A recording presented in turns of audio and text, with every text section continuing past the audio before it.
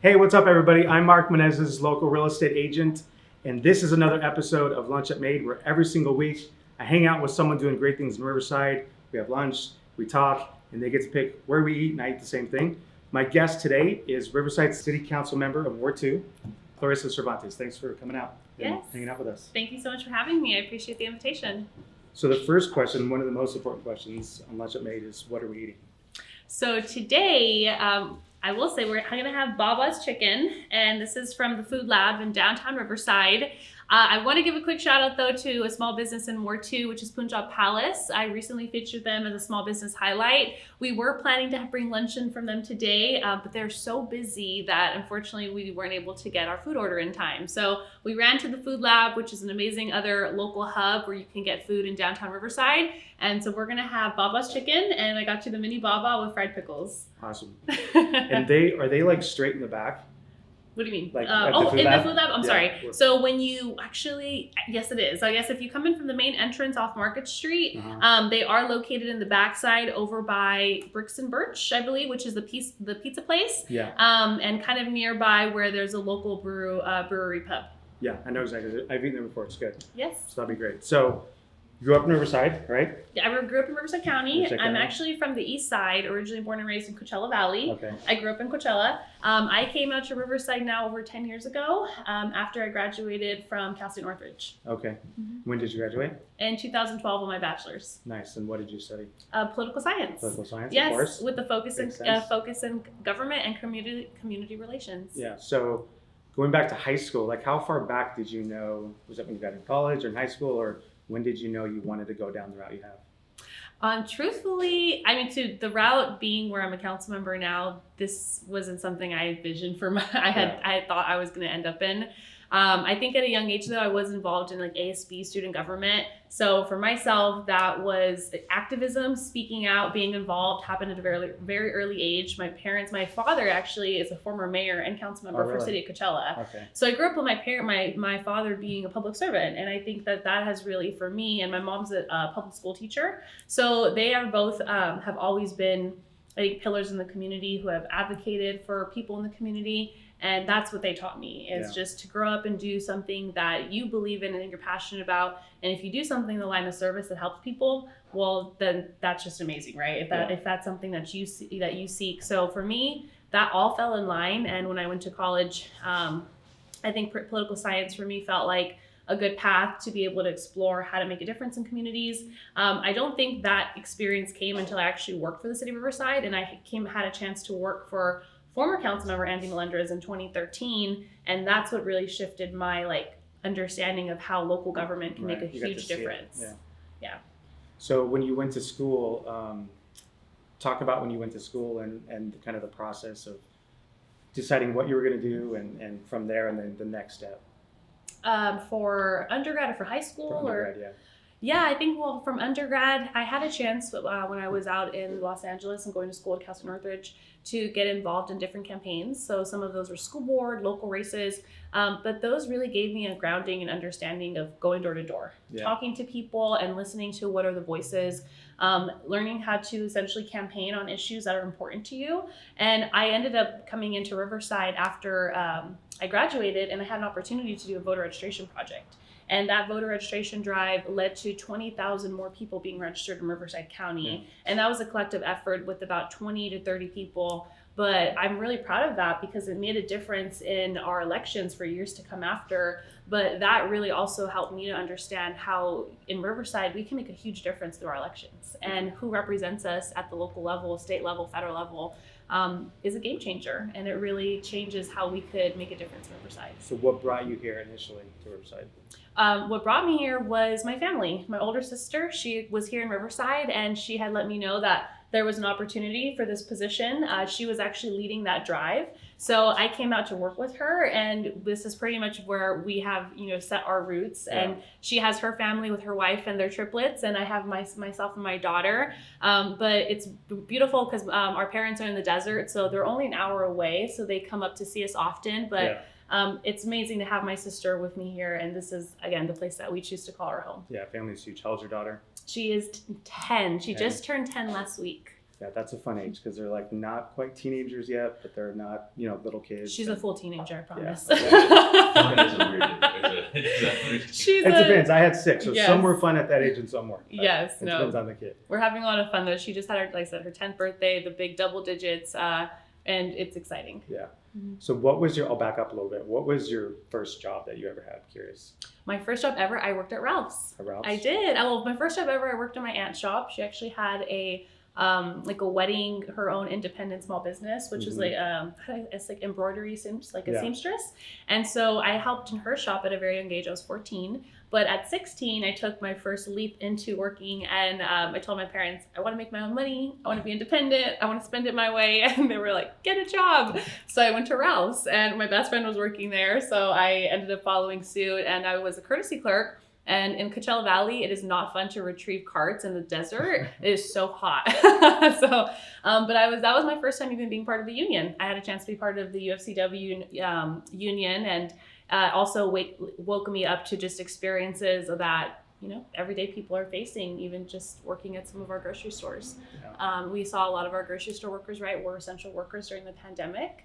So shout out to all of our store workers out there. But Ralph's was my first job. Yeah. Mm-hmm. So coming back to Riverside, so growing up in Coachella and then went to school out in LA, what was some of your first impressions of Riverside when you came out here? Well, it's interesting. At Riverside, my father went to UCR, then my sister went to UCR. So I'm actually, I was the one who strayed away and went to Cal State Northridge and tried to went a different route for higher education. But I actually was familiar at Riverside because my father would bring us out here. We used to frequent Zacatecas, which is in Ward 2. That was my family has known their family. They've known me since I was little and have pretty much seen me grow up. So I'm familiar with Riverside because it feels like I was actually growing up here part of the time when I was young. Yeah. And when Sabrina, my older sister, now assembly member, when she came out here to go to UCR, we would visit her. So we would come up to see her. Sometimes I stayed with her when she was living off campus. So for me, it's been transformative to see from a young age and to see where we are now, to be an elected representing the city. I mean, it's to say it's an honor is an understatement, because I never knew we could have an opportunity to be able to represent the community at this level. Yeah. And so in Ward 2, so for those that don't know, what exactly makes up Ward 2? So Ward 2 is a very unique district. It's my ward, by the way. Is it? Yeah. Yay, constituent. Mine too. Neighbor. Wonderful. Well, for Ward 2, to kind of share from a neighborhood perspective for some folks who may know, but we have a couple neighborhoods. We have the East Side neighborhood. We have the University neighborhood. So Ward 2 mainly, part of it is in Ward 1, but a majority of it is in Ward 2, which is all of UCR. And I have also Sycamore Canyon Crest. So folks may know about the Canyon Crest Town Center. We have that location. We have also Sycamore Canyon Business Park. So we have a little bit of a portion in the back end where we have warehouses and different development projects. And across the way, a lot of folks think that it's Moreno Valley, but it actually is still part of the city of Riverside. Yeah. But that whole Canyon Springs Parkway shopping area where you have Target and you have Costco and whatnot, that is part of the city of Riverside as well. So that is kind of an overview of my district. I mentioned East Side, right? Mm-hmm. I think I said it first. Yep. Okay. And folks don't maybe usually realize as well, but I have a small portion of downtown, which is where the old spaghetti factory is, and El Patron and Avila's. That is part of Ward 2 as well. And as soon as you go under the freeway pass, then you're in downtown Ward 1. So I go right up against the freeway. So if that kind of gives a more of a visual context. Yeah. Mm-hmm. So when you were either through your campaign or once you got in, what have been some of the biggest challenges? Because I'm sure maybe some challenges you expected, some you didn't expect, but what are kind of the most memorable obstacles or challenges that you've had so far? It's a really great question. I think there's been a number of challenges that have come up to us.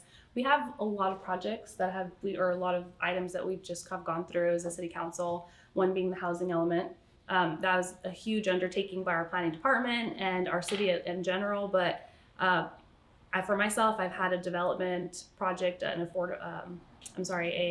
which project was it? A Crestview Apartments. So we had a project that came in, and there were some residents and an activist group that wasn't in favor of the project, and as a council member, I have to weigh the comments from community and concerns, and then also what's being proposed. And it was a housing project that was going to bring just over 200 new apartments into our Canyon Crest community area. And the project was approved, but a challenge I had there was just some of the issues that community raised, especially in protecting Sycamore Canyon Wilderness Park. And as council members, we have to really weigh the impacts of our decisions and think about, of course, we want solutions to housing, but then we have to recognize, are we creating issues that are environmental now to our wildlife? Are we going to make a detrimental, error? And that weighs on me. Those are things that I go home at night and I'm constantly reflecting and having to think about, that the recommendation I make could have an influence on the other council and what decision they may decide, or I may make a recommendation and the council doesn't support it. And, and I have to ultimately know that I did the best that I could to fight for the community or fight for what I thought was the best decision. And that's challenging to sometimes have to decide, am I making the right choice on this item? And I really do my best to listen and consider all of the comments coming in, listen to what our internal city staff is recommending, and then make that independent judgment. So I could probably bring up a number of things that I've had to vote on, or that have come up even in just my first couple months since being elected. But I almost want to say that there's no easy decision. Like, there are some things that are really easy to say, oh yeah, we're going to approve this. And even something like our streets, like, I wish I could say even that's like that's an easy green light, a yes, but then you have to think about priority streets and where those are going. So no matter what, I feel like there's no easy decision, because you always know that there's someone else saying, what about me? Why here? Why this? And I do the best that I can to consider all those pieces. Yeah. Has it been what you expected it to be so far? No, not at all. And I think that there's nothing you can actually expect for these positions. Other than it's going to be a lot of work. And this has been, but I could not have even imagined the depth of the work and the commitment and the energy that it takes to show up the way that our residents deserve us to show up, and the way that the commitment that this takes. And it's hard to take seriously how we're considered part-time. This is not a part-time position. This is a full-time commitment to our community. And the community needs council members to be full-time for these positions, for the type of investment. Because it's not just City Council Tuesdays. We have committees, and then we have a whole bunch of other things that we're obligated to do. And it's a big commitment. So I think for myself, I had no idea how much reading and research I was going to be doing every day. You're back in school. Yes, I am. So when we had our mayor on, asked her this question too, but what do... there's a lot of people that love Riverside. There's a lot of people that have moved to Riverside and fall in love with it, going up here their whole life. There's people that moved away and come back. We see the rain cross everywhere. There's just a admiration for our city, and a lot of people that really want to see it continue to get better. So what when you think of that, what do you see as far as an average person that's never going to go full-time into volunteering? What can they do to help people like you or other people that are doing this get involved and make a change? Some people can make a small change, some people can make a bigger change, but what are some things that those type of people can get involved with and do? That's a great question. One thing I always encourage people is, if you're passionate about representing in some way, having a voice, look into your boards and commissions. Look to see if there's any that are of interest to you. We have, unique boards. We have the Cultural Heritage Board. We have the Commission on Aging. I have an open position for budget engagement. We have residents who are sometimes that's right, 2 residents here, people could apply. But people who will ask questions that are like, especially who want to see accountability with fiscal responsibility, it's like, great, you should definitely look into serving on this commission. And I think that those are opportunities and ways for residents to make a huge difference. Yesterday, as an example, we had an item that came to the council. It was Marriott AC, which we had members of the community come to speak on. But an example of how, we had a cultural heritage board that didn't support it, but the planning commission did. Different views from different commissions, and that's where residents can make a difference on how council decides to weigh and make their choices. So I always like to tell folks, boards and commissions are a great way, but showing up to your regular, whatever, it doesn't have to just be your ward, but showing up to council meetings, we still have a very small amount of people that I think on average come out. We have a community meeting tomorrow. I think we average on maybe 15 people max, maybe 20. There's some neighborhoods and groups I've heard for meetings you can have maybe up to 50 people come out, and that's like, yes, we had a great showing, but I would love to see like 100 people. You know, even that people feel like they can't make it. One thing that like I'm notorious for like sitting there working at my desk and I'll have the council going on live. So that's really cool thing. That's one thing to promote is like if people just start getting involved, and it's recorded too, so you can go back and watch it also. That's Not right. promoting another show, but yes, no, but exactly into for my office, you know, I think other council members do this as well, but a lot of us try to offer hybrid, so virtual and in person, so that way you could tune in. If you can't be there in person, you could still listen or record it. That's actually something my office is working on, so we could record and have meetings stored somewhere, so if you can't make it, you can go back and still watch it, and then we let you know, of course, if it's a project, you can still give input until this date. And I think that's something that residents and when I was campaigning, have shared with me is folks don't feel that there's enough notice for a lot of items. They don't feel that they're like, it's always something was mailed to me, but yeah, I tossed it with the rest of the stuff that came in. So we have to figure out new ways to get people's attention. And if we have residents coming back over and over saying that, then we have to do something different. Yeah. And I think social media is a great way we're doing it today here, talking, making this connection. People are using social media a lot and relying on it as a resource. And so if we could use our social media and find different ways, again, innovative, new ways to reach audiences, I think we're going to have more input. And that's really important for me. It's just really getting to community input, having our neighborhood board meetings. And I would love to just see more public participation because then that helps me make a better decision as a council member. Yeah. Something I'm super passionate about is just seeing people on different sides really come together for a common goal. And obviously our country and our society is very divided right now. And if we, from a humanity perspective, if we look at the person next to us, we have way more in common than we have in different. So what do you see, even just locally here in Riverside, things that we can do to continue to see different sides come together and really have a common goal, which really so many of us have a common goal, maybe we're coming at it from a different perspective, but what kind of things can we do, or how do you see that happening of us coming together despite our differences and despite those things?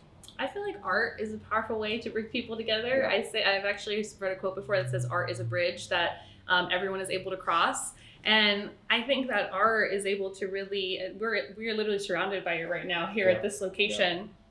And I think that it invites and it pulls people in, and it actually allows you to reflect and think differently about maybe a social cause or something that's happening that people can't agree on.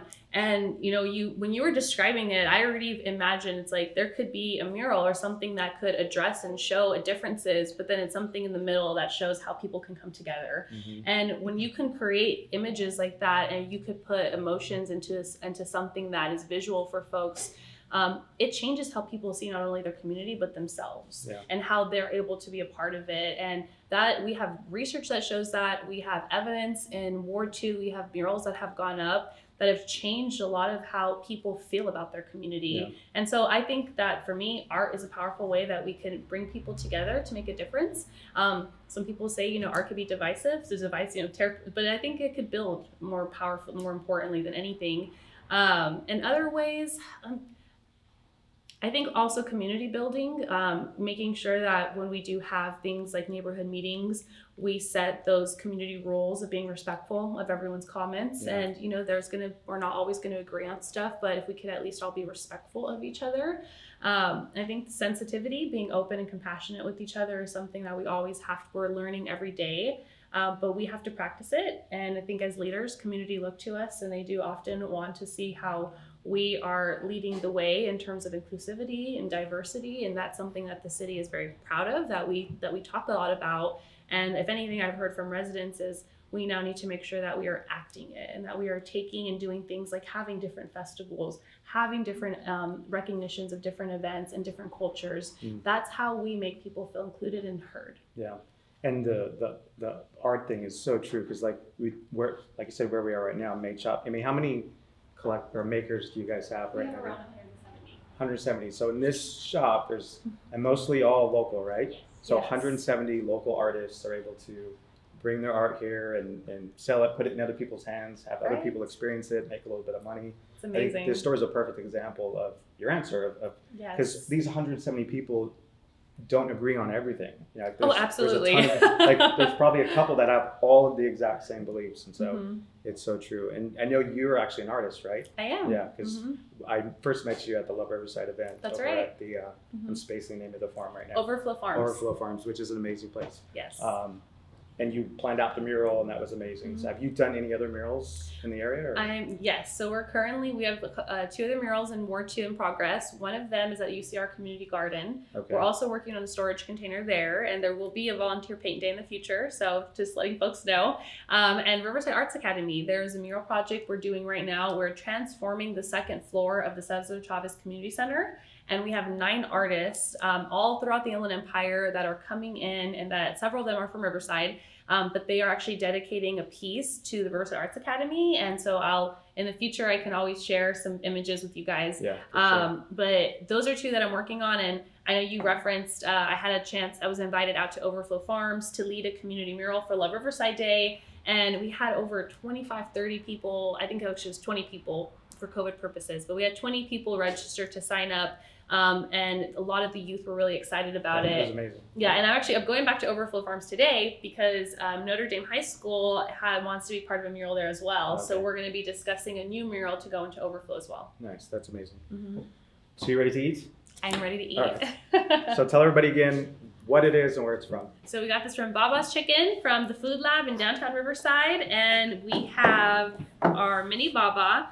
And I got this spice level medium, so it shouldn't be too bad. Okay. Is that what you would normally get, or would you get it? Yeah, I would do the medium. Yeah. I've tried going up Are those the fried one. pickles? Those are fried pickles. Oh my gosh. I love fried pickles.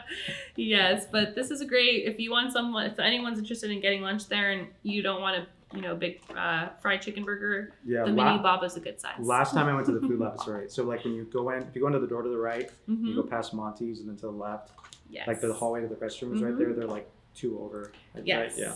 And if you come from the parking garage, you will find it much easier. So it's a much shorter access from the parking garage, just so that folks know. I've actually never gone in that way. Really good. I got a bunch of spice. Crispy. Just Really good. one of my guilty pleasures, letting the Riverside community know. Definitely. I have to try the fried pickles. Fried pickles are amazing. Thank you so much for coming out. Thank you for having me. Appreciate what you're doing.